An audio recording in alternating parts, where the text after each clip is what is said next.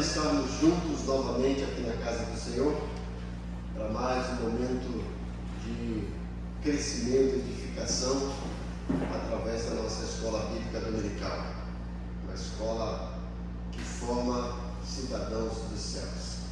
Vamos dar início a uma palavra de oração. Pai querido, Pai bondoso, nós queremos agradecer por essa oportunidade que o Senhor confere a cada um de nós, de juntos estarmos aqui para mais um momento de crescimento espiritual através do nosso estudo na Escola Bíblica Dominical. Sempre somos gratos a Ti pela vida do Teu povo que fielmente disponibiliza esse tempo para vir, para aprender a Tua Palavra. Pedimos sempre que as Tuas orações estejam, que as Tuas bênçãos estejam sobre a vida deles, e nós oramos por isso. O Senhor supra cada uma das necessidades. E que nesta manhã o Senhor nos promova um momento de grande aprendizado. Oramos como sempre por aquela caixa, que tem nome de pessoas que temos orado para que se convertam. E o Senhor use os Teus servos que estão mais próximos para que levem a essas vidas um testemunho impactante de transformação. E o Teu Santo Espírito trabalhe a salvação na vida de cada um deles. Pedimos também pelo culto da noite, que seja um culto marcado pela Tua presença.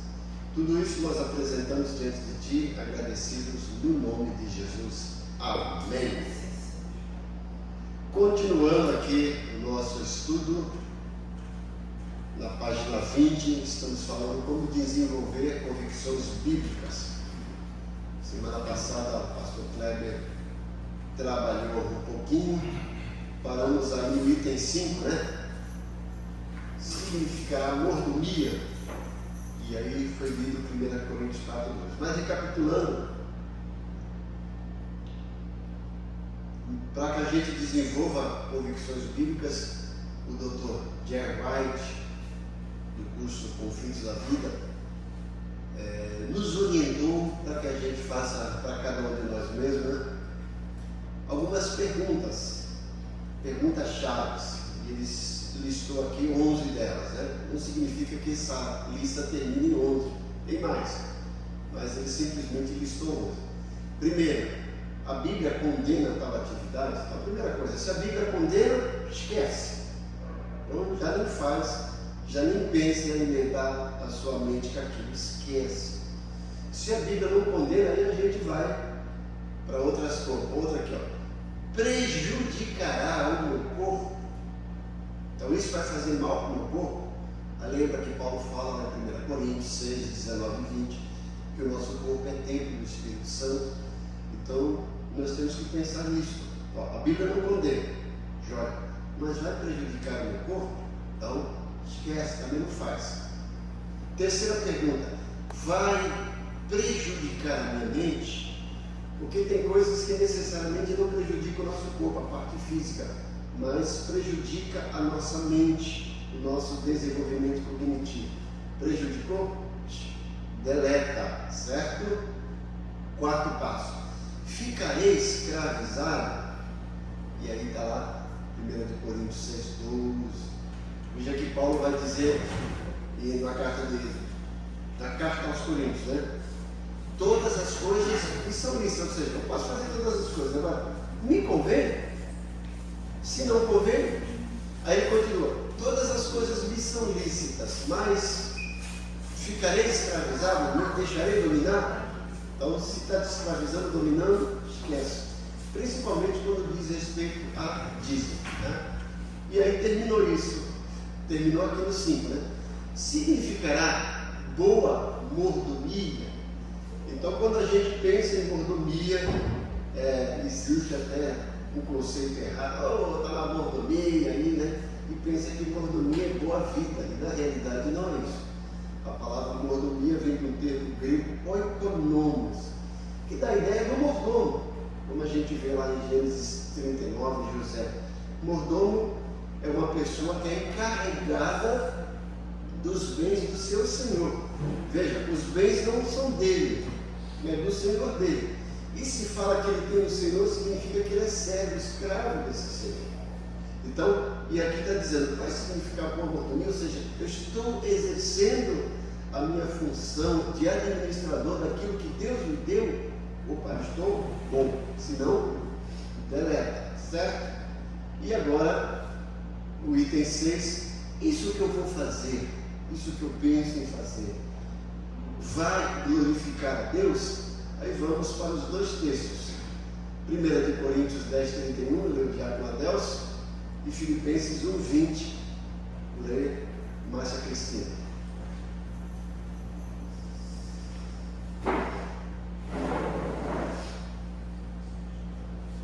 Então, lembrando, gente, é fundamental que a gente desenvolva convicções bíblicas. Você tem convicção daquilo, mas essa convicção está fundamentada na palavra de Deus. Que aí você tem respaldo, né? Eu até tinha citado, quando Jesus foi tentado, o inimigo usou a palavra distorcida, mas Jesus tinha convicções claras. Quando o diabo disse, ó, está escrito, ele dizia, ó, também está escrito. Então é fundamental a gente ter essa convicção. Não, eu estou fazendo porque a Bíblia me dá respaldo, eu tenho convicção de que você é certo. Pronto, isso que é importante. 1 Coríntios 10, 31. Portanto, se vocês comem, ou bebem, ou fazem qualquer outra coisa, façam tudo para a glória de Deus. Isso. Então Paulo está tratando aí, a gente até estudou 1 Coríntios, naquela questão da cidade, que era uma cidade um tanto quanto idólatra, e havia aquelas festas oferecidas a ídolos, a deuses pagãos. E aí o que fazia? Ele lá comprava um boi no açougue e oferecia para aquele Deus. O que acontecia com aquela carne? O açougueiro ia lá, levava de volta e vendia. E aí as pessoas que se convertiam, a gente não pode mais comer carne, porque a gente não tem certeza se foi sacrificado ao ídolo ou não. E Paulo orienta, olha, aquilo é ídolo, não é nada disso. Então, imagina, desenvolva uma consciência sadia, etc. Ele vai falar também de consciência fraca do irmão. E ele vai dizer, isso que você está fazendo vai glorificar Deus? Vai? Legal. Não glorifica? Esqueça. O segundo texto, Filipenses 1:20, Márcia. Segundo a minha intenção, expectação e esperança de que em nada serei confundido, antes com toda a confiança, Cristo será, tanto agora como sempre, engrandecido no meu corpo, seja pela vida ou seja pela morte. Olha, né? Paulo aí escreveu essa carta, ele está na prisão, e ele está incerto quanto ao futuro dele. A perspectiva que ele tinha é de que seria martirizado. Mas ele está dizendo, eu estou certo que tanto na morte como na vida, o Senhor precisa ser glorificado no meu corpo, nas minhas atitudes. Isso é importante. Ó, se eu tiver que morrer, eu vou morrer na convicção de que estou fazendo a vontade de Deus. Do ar, né? Então é importante isso, ter essa convicção e deixar o nosso corpo glorificar Deus em tudo que a gente faz. Eu li um livro que me impactou um tempo, que foi um best-seller na época, acho que era Sheldon. Em seus passos, o que faria Jesus? Se nós, tudo que fôssemos fazer, perguntasse antes, Jesus faria isso ou não faria? A gente ia evitar um bocado de dor de cabeça, né? Então é algo para a gente pensar. Então, isso que eu estou fazendo vai trazer glória a Deus? Legal, não vai? Esquece. Pergunta 7. Outros tirarão proveito e serão edificados? Presta atenção nessa pergunta. Outros, e aí a ideia aqui, principalmente dos irmãos da fé. Isso que eu vou fazer, isso que eu estou pensando, vai trazer proveito para o meu irmão? Eles vão ser edificados? Veja que Paulo até fala lá em Coríntios sobre os dons espirituais. Ele vai dizer, olha, o dom de línguas não edifica todos, é só você, certo? A menos que haja interno. Paulo está tratando dessa questão dessa edificação mútua no corpo de Cristo. Porque tem pessoas que são egoístas, só penso em mim, não estou pensando no outro, mas isso vai trazer proveito para o meu irmão, ele vai ser edificado. Vou fazer isso. Não vai, também esquece. Vamos para dois textos. Diácono João, Hebreus 10, 24. E Beatriz Renata, 1 Coríntios 10, 33.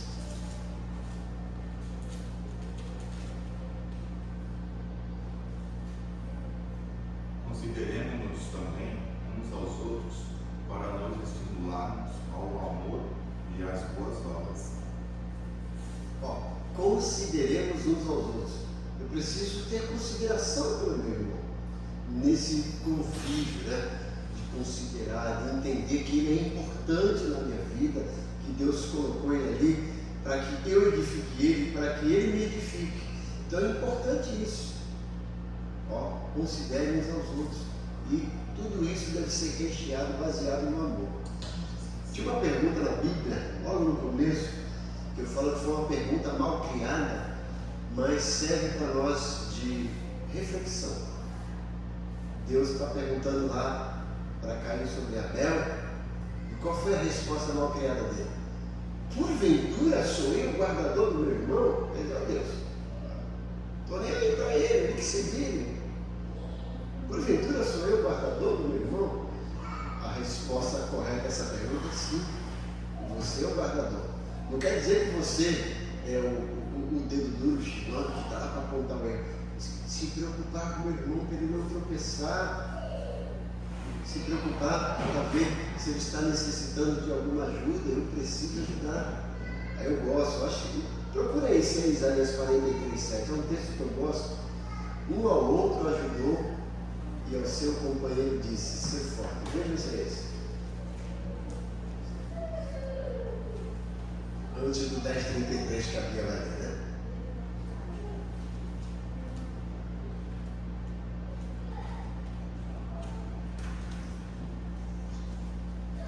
Isaías 43:7, veja se é isso.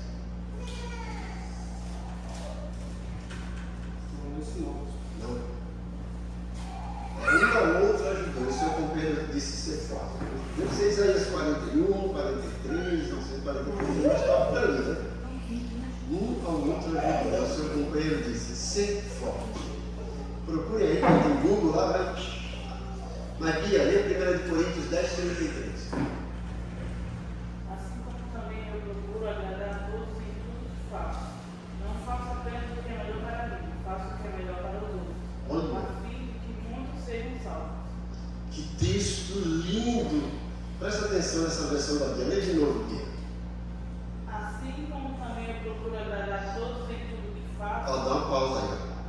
Procuro agradar a todos em tudo que faço. Aí já tem gente que fala assim: não estou nem aí para os outros, eu quero viver minha vida.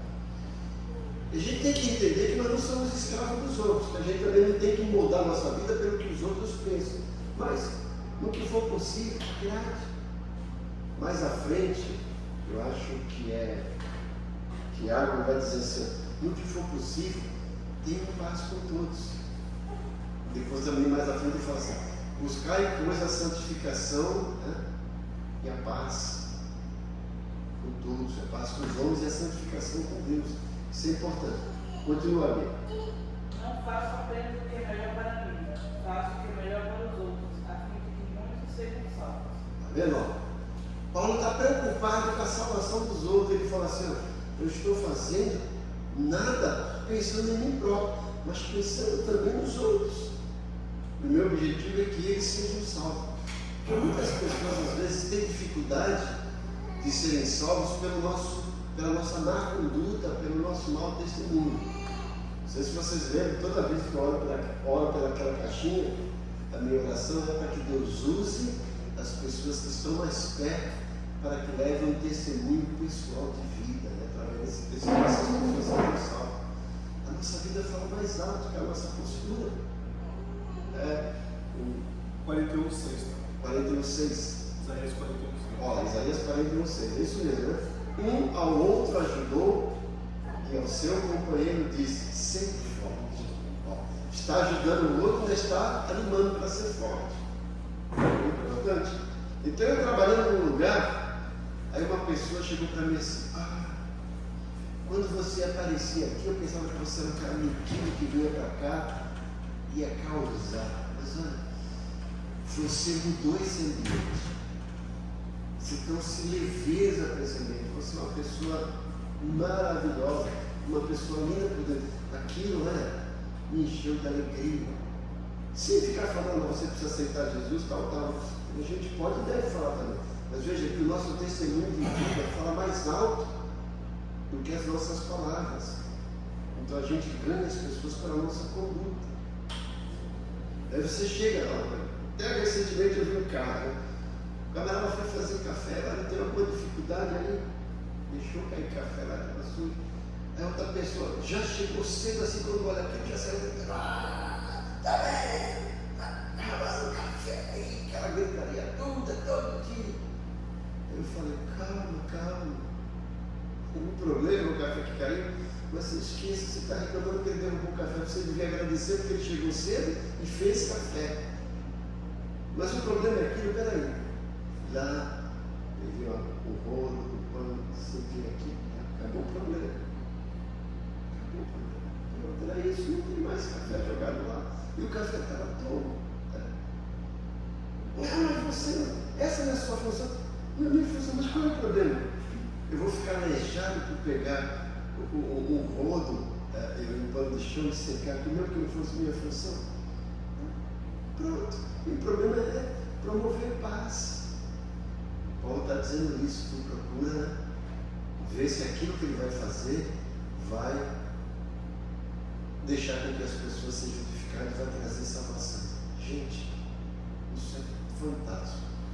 Deus quer que nós vivamos como irmãos, como pais, né?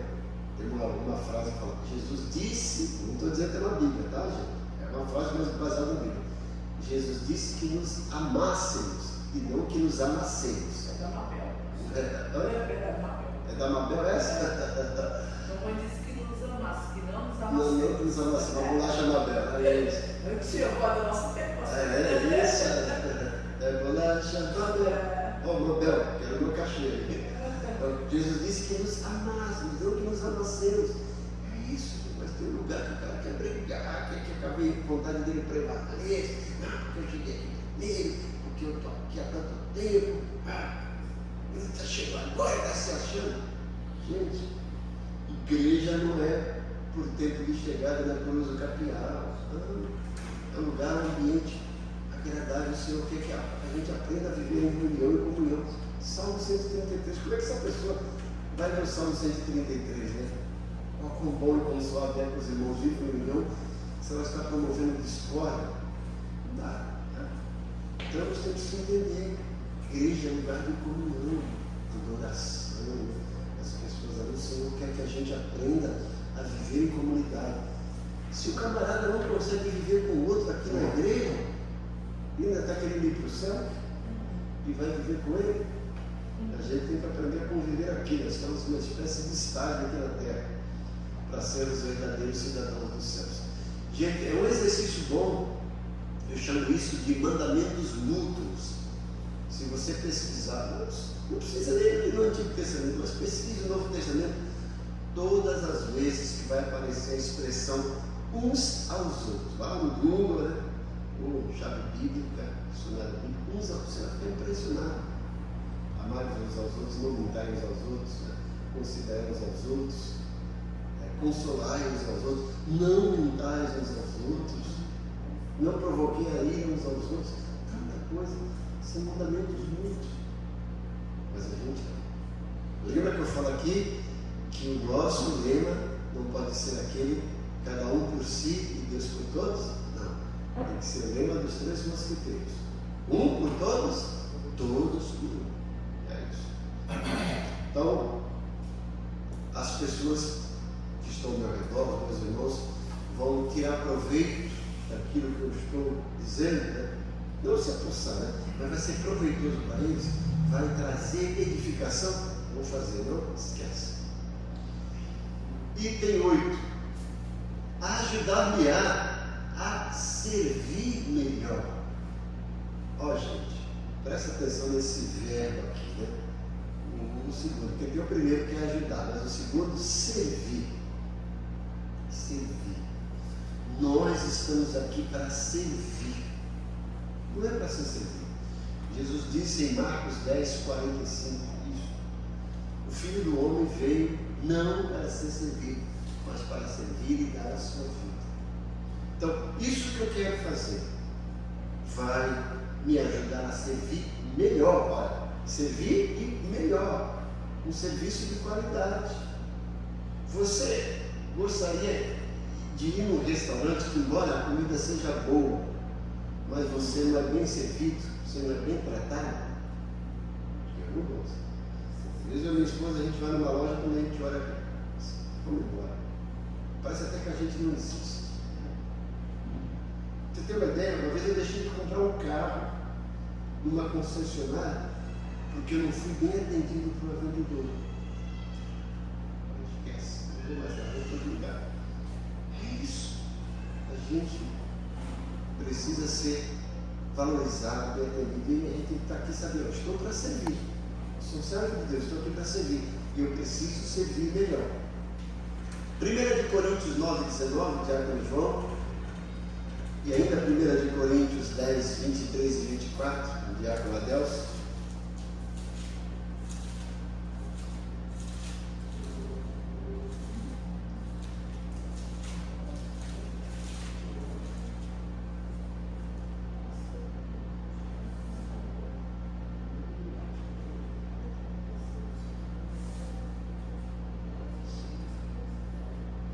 Porque sendo livre de todos, fiz-me escravo de todos, a fim de ganhar o maior número possível. Paulo está dizendo, eu sou livre, mas eu me fiz escravo a fim de ganhar o maior número de pessoas possíveis. Ele estava ali para servir os outros. 10:33.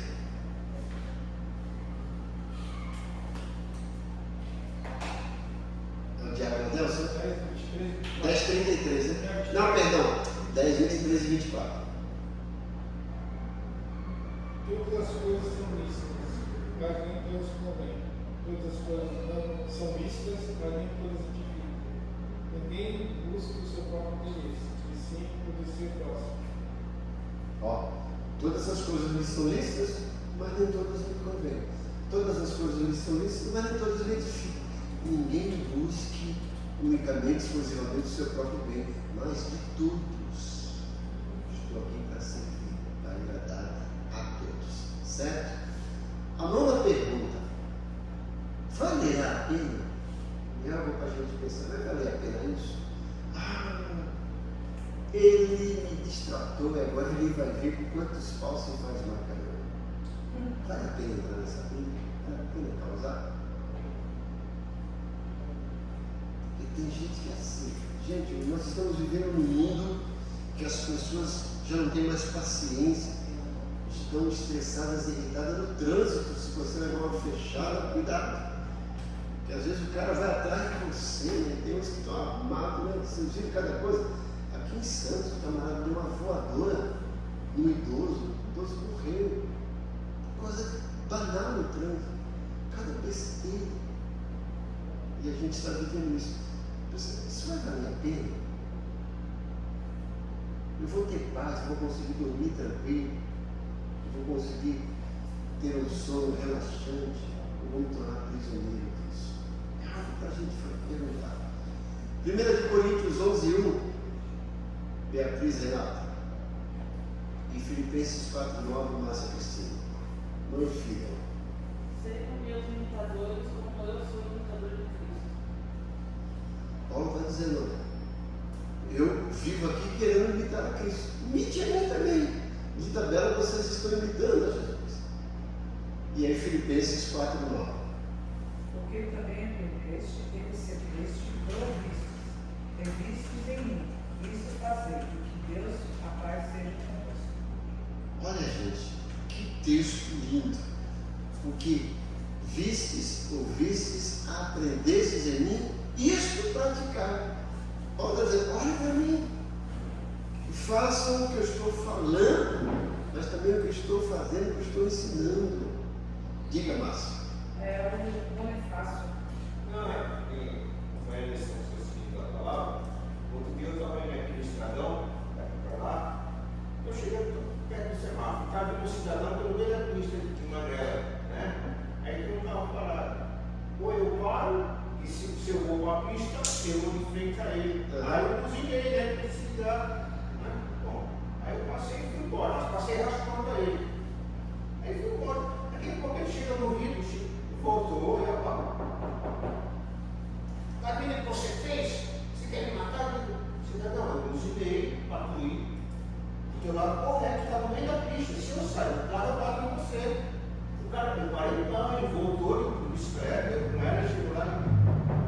dia que eu achasse subindo para ele explicar que eu ia matando ele, tu está no meio da pista. Aconteceu algo parecido comigo uma vez, eu estava até com um amigo meu, e eu estou aí, o pessoal sai da escola e vê um grupo assim, que os adolescentes, até com os amigos assim, e os jovens, e distraído assim, o carro está distraído, aí eu buzinei, ela se assustou e gritou, seu filho de uma! E ela pensou que ia embora, eu parei o carro, abri, aí ela já ficou. Aí eu fui lá educadamente, por favor, você conhece minha mãe? Não. Então por que você está chamando ela disso? E olha, porque você. Eu buzinei porque você ia bater no carro. É para você se tocar, certo? Você podia bater no carro, cair. Você queria que eu te atropelasse? Não, desculpa. Você pensou, se eu sou outro, já chego lá, tu chamou minha mãe disso, agora vem, né? Eu já ia ajudar os outros, né?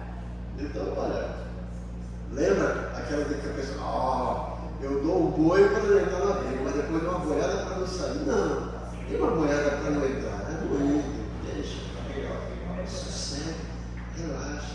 Lembra que conta terrestre de espírito que você vai pensar, esses 10 segundos que você está contando, você vai pensar, vai valer a pena? O mundo está tão violento, sossega. Depois você vai perder a paz do espírito. 10ª pergunta.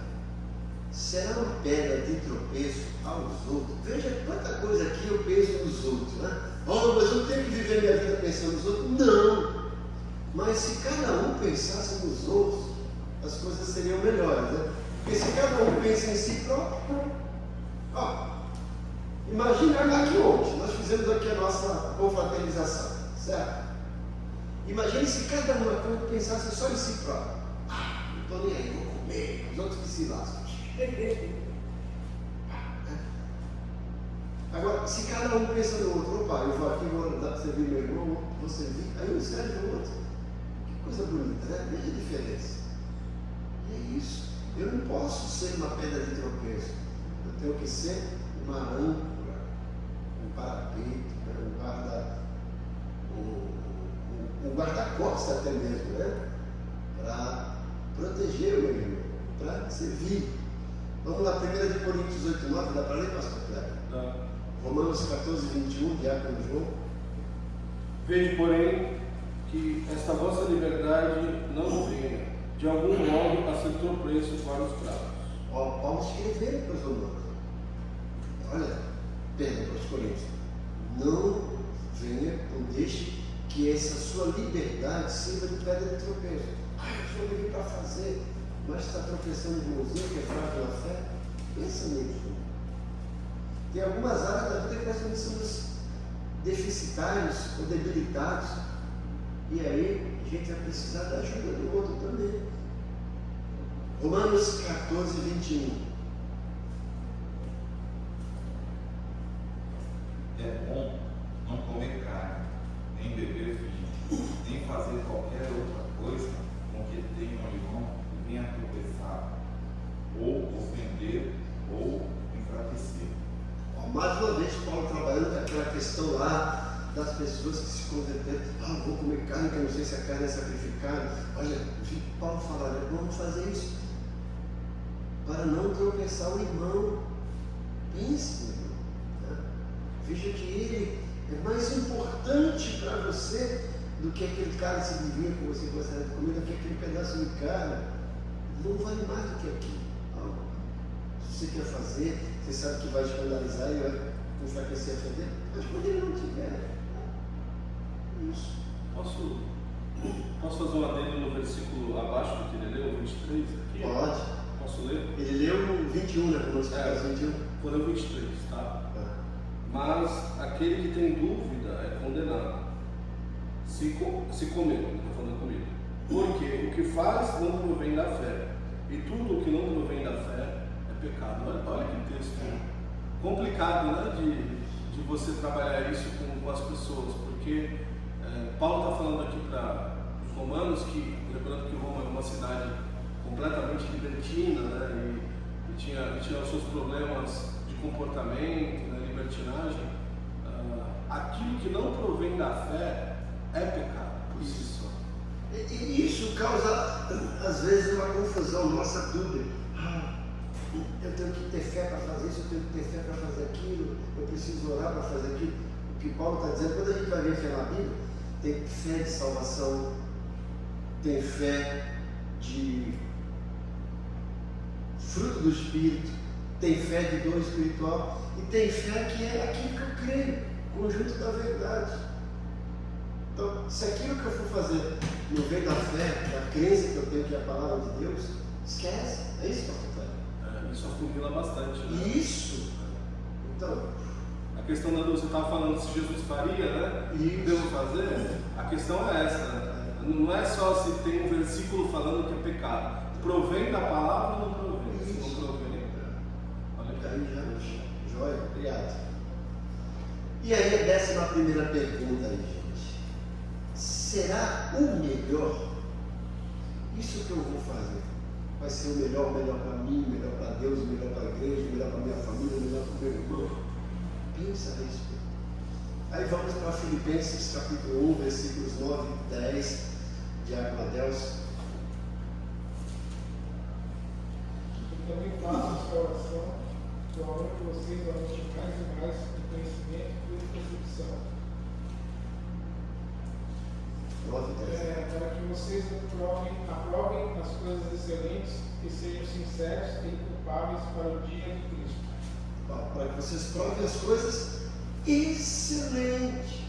Deus quer para nós um padrão de excelência, que a gente sempre tem que procurar o melhor. Certo? Não é procurar qualquer coisa, procure o melhor. Cuidado para procurar fazer o melhor. E na hora de pensar em fazer, isso vai ser melhor. Sempre vai ser melhor para mim, vai ser melhor para a igreja, vai ser melhor para a igreja, vai ser melhor para os irmãos. Se for, faça. Senão, você veja que isso aqui são filtros. Lembra? A primeira coisa, a Bíblia condena, se condena, não precisa nem ler o resto. Acabou, já não faço. Opa, não condena, vou para a segunda. Vai prejudicar o meu corpo, prejudica, esquece. E você vai, né? Cada filtro, vai lá, dando tique lá. Olha, se nós fizéssemos essa lista, né? Aí de manhã eu vou fazer uma coisa, eu estou com essa lista, opa, passou nesse filtro, vamos para o segundo, a gente ia evitar tanto mal e a nossa vida seria bem melhor. Pausa para o nosso momento de adoçar e agradeço para você minhas balinhas e as nossas ofertas aí na caixinha. Hoje vocês têm a opção aí, pegar bala de banana ou bala de iogurte, ou peguei as duas, né? A critério de vocês. Está na dúvida, né? Pega o bom, pega o melhor. Faça pela fé.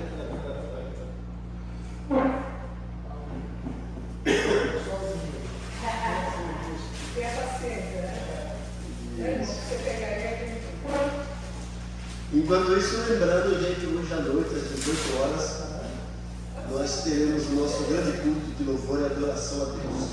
Quarta-feira, às 20 horas, o nosso culto também de oração, estudo da palavra de Deus. Mas é a véspera de Natal, que já vai falar Natal, não tem culto. É o culto oficial de quarta-feira, a gente não vai cancelar, né? Depois você leva a sua casa, faça a ceia com os seus amigos, com os seus parentes. Domingo, pela manhã, nossa escola bíblica dominical, e à noite, o nosso último culto dominical do ano, no próximo domingo, às 18 horas, certo?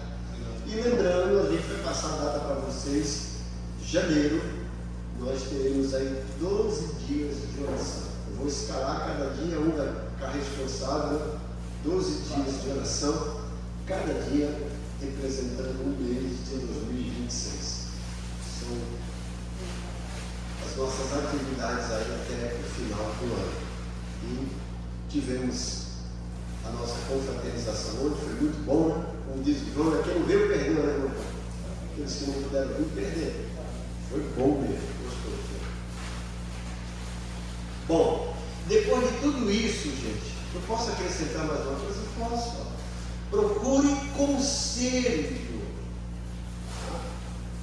Aí procure um texto em problema, fala que na multidão de conselheiros há sabedoria, mais ou menos isso, né? Conselho de pessoas maduras, conselho de pessoas que já passaram por aqui, né? Você não vai procurar o conselho de um ímpio, porque diz que Salmo primeiro. Não, bem-aventurado o varão que não anda segundo o conselho dos ímpios. Não se detém no caminho dos pecadores, nem se assenta na roda dos escarnecedores. Antes do seu prazer está na lei do Senhor, e na sua lei medita de dia e de noite. Então, procure o conselho de uma pessoa madura, converse com o seu pastor, um crente maduro. Eu falo que todos nós deveríamos ter um pai espiritual, um mentor espiritual, para a gente se aconselhar, para a gente conversar, para a gente se abrir, né? Nós não podemos aí andar sozinho. Eu gosto do que Paulo diz em Efésios no Gálatas 6:12. Levai as cargas uns dos outros, e assim cumprireis a lei de Cristo. Levar a carga aí, né? Fala para o irmão, deixa eu ir com você no supermercado que eu vou carregar as suas compras, né? Se ele precisar, até se ofereça. Mas a ideia é o peso, as dificuldades que o irmão está enfrentando. Posso te ajudar? Conta comigo, eu vou carregar essa carga com você. E depois, pela fé, tome a decisão. Lembrando que quem é o responsável pela decisão é você. Ninguém vai decidir por você, é você. Mas, ó, faça aqui essas 11 perguntas, esses 11 filtros, e agora procure conselho, e depois disso, agora estou mais respaldado, vou tomar. Veja que a probabilidade de errar é bem pouca. Não o sujeito errar, mas bem pouca se você seguir passo a passo. Agora, se você não seguir em passo, a probabilidade de errar é extremamente alta. Então, tome cuidado, porque algumas decisões nossas vão afetar não apenas o nosso presente, mas também o nosso futuro. É importante isso. Tá? Bom, mudando aí para a página 21, agora você vai avaliar os resultados, atento à reação de sua consciência. Gente, é muito importante isso, a gente fazer uma avaliação dos resultados. Deixa eu terminar esse parágrafo, depois eu vou ilustrar isso. Então, avalie os resultados, a reação da sua consciência. Se falta paz ou sentimento de culpa para continuar, volte à palavra de Deus para fortalecer sua consciência. E daí, convicto da orientação bíblica, prossiga, mesmo que haja emoções negativas por algum tempo. Né? Porque se a gente for tomar decisão por emoção, vamos perder. Viu que a Bíblia fala que é enganoso e mais perverso de todos é o coração do homem. Então, mas acendeu aquele alerta? Isso. Mas olha, eu estou convicto, a razão está falando, está aqui, vamos deixar um pouco de lado as emoções, certo? Então não tome decisão apenas nas emoções. Mas se a emoção acendeu um alerta, vai lá rever os passos, estou fundamentado. Pô, por quê? Nós somos inseguros. E às vezes a gente fica, né, duvidoso do que fazer. Aí as emoções às vezes vão falar mais alto. Agora. E aí finalmente procure formar hábitos com base nas novas convicções. Então as convicções vão gerar em nós essa formação de novos hábitos que a gente precisa colocar. Lembra mais uma vez que eu gosto daquela forma DRR de Efésios 4, 22 a 24. Ó, que quanto ao trato passado, despojai do velho homem. Renoveis a vossa mente e revistais o espírito, o homem espiritual. Então, aí eu vou gerar hábitos benéficos para a minha vida. Sempre que a Bíblia nos orienta a deixar alguma coisa, ela vai nos orientar a colocar uma coisa positiva naquele lugar, certo? Algo para reflexão, gente, isso aqui foi verídico, tá? Os nomes foram trocados, mas preste atenção nisso, para a gente refletir. Antônio Machado de Oliveira, o nome completo, nome fictício, tá? trabalha para uma firma que fabrica máquinas de escrever. Você vê isso aqui como era bem antigo, né? No tempo da Oliveira. Você nem tem mais, só de relíquias. Né? Frequentemente viaja para o exterior. Certa vez esgotou-se o estoque de determinada matéria-prima usada na fabricação da máquina. É material importado. A taxa aduaneira é elevada e, o que é pior, a importação pelos caminhos legais leva 2 semanas, às vezes mais. Antônio está em Nova York. O diretor da firma telefona para ele. Naquele tempo era telefone, hoje nós temos WhatsApp, temos outras coisas, né? Telefona para ele e quer saber se ele, na sua volta para o Brasil no dia seguinte, não pode trazer consigo um pouquinho do material. Ocupa pouco espaço e Antônio facilmente poderia escondê-lo na sua mala. Olha aí. Quando eu olho isso aqui, a primeira coisa que me chama a atenção é a palavra esconder. Se está escondendo é porque tem alguma coisa errada, né? Mas vamos lá. Antônio sabe que isso seria ilegal. Ele já sabe que isso seria ilegal. Sabe que se fosse um pacote descoberto pela alfândega, ele se veria em sérias dificuldades. E a própria firma multada. Agora, olha do outro lado, gente. Mas sabe também que, se ele não levar o material, inúmeros chefes de famílias ficarão sem trabalho por vários dias. Os próprios fregueses da fábrica também ficarão prejudicados. E, além de tudo mais, seu patrão não vai gostar se ele se recusar. Aí fica a pergunta. Como o Antônio deve responder? O diretor quer a resposta dele na hora, antes de desfazer a ligação. A gente fala isso, ele está numa sinuca de bico, tá? De saia justa. Querem comentar? O que vocês acham que ele deveria fazer numa situação dessa? Não. João levanta a mão e fala não. Eu passei por uma situação e por causa dessa situação eu perdi aquela área que eu trabalhava, né? Eu trabalhei em outra área. Porque o patrão fazia coisas ilegais lá, queria que eu montasse os reversores com lamelas que eram usadas, sendo que ele cobrou as novas. E eu quis sair com ele. Foi passando. Não quer dizer que necessariamente foi por isso que ele mudou de função, né? Ele deixou levar e tudo, mas sempre que estudava com ele algo que estava errado. Ele não gostava, né? Eu ficava muito no pé dele por causa de ferramentas também, que ele precisava de ferramentas e tal. Isso daí, quando eu estava vendo que estava passando muito com ele, aí de vez ele discutiu comigo, que eu tinha muito tempo na empresa, ele me empurrava o pai dele, que assim, ó, pai, conversa com ele aí e tal, e a situação. E isso daí, o tempo foi passando, e eu sem perceber, eles acabaram mudando de função, mudando de setor, né? Eu montava reversores. Na verdade, eu montava todos os agregados já, né? Pelo tempo que já tinha havido. Mas eu era fixo no reversor.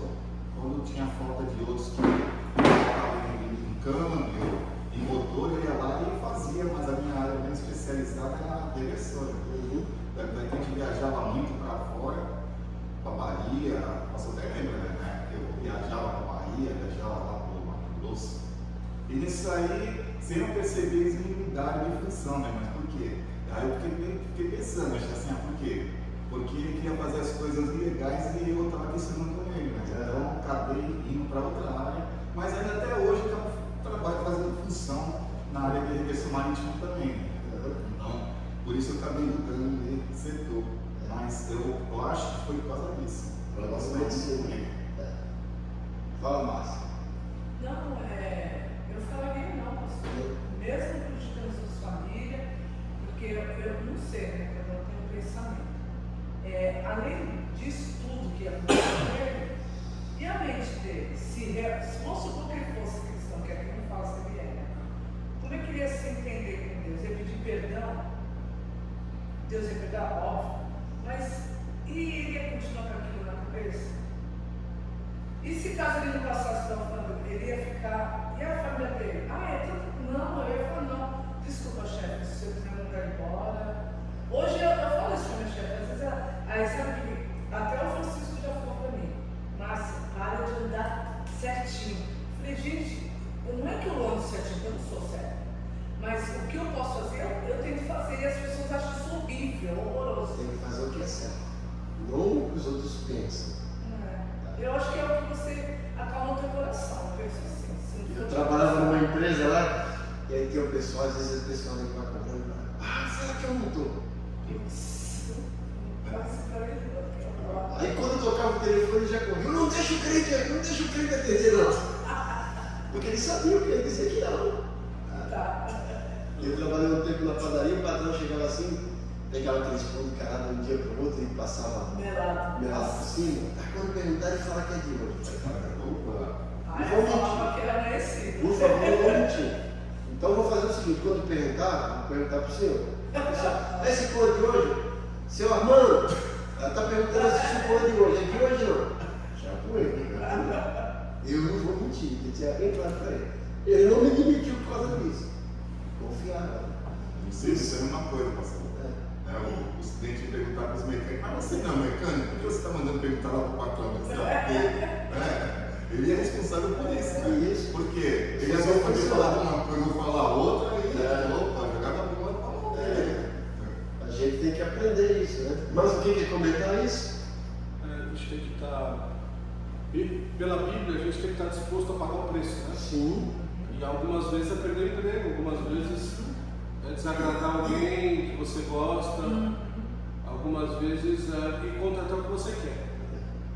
Porque não dá para ficar negociando com as coisas de Deus, não. Sim. Então, a gente tem que entender que a gente realmente vai ter horas que vai precisar tomar decisões que vão contra ao que o momento pede. Sim. Às vezes até dentro da igreja. Sim. Nós pastores temos que tomar muitas decisões que não agradam a todos. E a gente tem a convicção de que tem que fazer. E às vezes a gente paga o preço disso também. E é assim mesmo. Então, eu lembro lá de Pedro, olha, não fale mais sobre Jesus, mas importa obedecer a Deus do que aos outros. Paga o preço. Esse temor, né, pastor? Ele tem que estar no nosso coração, né? Sim. Assim, está doendo, está difícil, eu vou perder emprego, eu vou desagradar a igreja, vai ser ruim, talvez eu perca o meu posto, mas eu preciso agradar o mestre, né? Sim, com certeza. Pagar o preço. Por isso que é importante o tema lá dessa parte do estudo desse tópico é como desenvolver convicções que são importantes. Eu não sei se vocês assistiram aqueles filmes lá, se eu não me engano, era Corajosos, que praticamente conta lá um camarada que precisava de emprego e ele vai lá na empresa e tal, olha, você vai ser contratado aqui por um carro, mas tem que ir aqui omitir nota fiscal, tem que fazer vista grossa, tal. E aí ele chega e fala assim, eu estou precisando muito desse período. Fala, vai para casa, pensa primeiro, depois volta. Ele conversa com a esposa. É a única oportunidade que eu tenho, né? Aí ele volta. E aí? Olha, eu conversei com a minha esposa, eu pensei, estou precisando, estou muito desesperado. Mas eu não posso fazer isso. Isso é raro, né? É um camarada. Parabéns, porque já todos os outros que eu conversei aqui aceitaram a minha proposta. Mas eu quero alguém aqui que realmente é sério que eu possa confiar. Então você está contratado para esse cara. E se ele não fosse contratado? Mas o importante é isso para casa tranquilo. Deus vai honrar nossa decisão. É o melhor quando a gente faz o melhor. Às vezes a gente quer o melhor para Deus, mas está fazendo porcaria. Deus não vai respaldar as nossas porcarias. Faça o melhor. Então, se a gente fosse analisar isso aqui, gente, isso aqui é algo aqui fictício, mas que aconteceu realmente, mas presta atenção. Olha, por que isso está acontecendo? Acabou a peça. Por falta de planejamento. Então ele não tem culpa. Se a empresa fosse planejada, já tinha pedido no tempo certo, com as garantias, tudo, não precisava fazer essa coisa errada. Não, faça a coisa certa. Certo? Aqui para a gente terminar, perguntas para estudo, para você refletir em casa. Dê a definição de consciência. Está aqui no estudo, é para a gente rever, para pensar um pouquinho. Quais as funções da consciência? Está lá no início do estudo. Né? Qual o conceito de consciência do Antigo Testamento? Quais os tipos de consciência? Nós falamos dois, né? Consciência doentia, consciência sadia. Fale sobre os tipos de consciência doentia. Fale sobre os tipos de consciência sadias.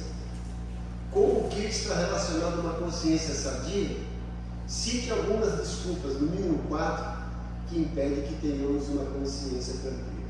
Cite alguns passos, no mínimo 5, para conseguirmos uma consciência limpa. Cite alguns passos, no mínimo 4, para desenvolvermos convicções vivas. Tudo isso nós estudamos nessa unidade. É importante, se você quer realmente aprender, pega essas questões, vai lá, revê, responde, e isso vai alimentar mais a sua mente, tá certo? Semana que vem, se Deus quiser, e será a nossa última EBD de 2025, vamos começar aqui na página 22, uma unidade nova. Mudança bíblica permanente, certo? Um novo assunto. Ok? Então não esqueça, hoje às 18 horas, o nosso grande culto de louvor e adoração. Pai bondoso, Pai querido, muito obrigado por esse momento de aprendizado. Mais uma vez te agradecemos pela vida do teu povo, que sempre é fiel nesse compromisso de estar aqui para aprender a tua palavra. Como sempre pedimos que o Senhor nos abençoe grandemente. Os teus anjos nos acompanhem no nosso retorno para o nosso lar, que nos dê um dia abençoado e nos traga de volta para te louvar hoje à noite. Terminamos isso agradecidos em nome de Jesus. Amém. Que a graça do Senhor Jesus, o amor de Deus Pai e a comunhão do Espírito Santo seja com todos. Ebenezer, a igreja que se importa com você. Amém.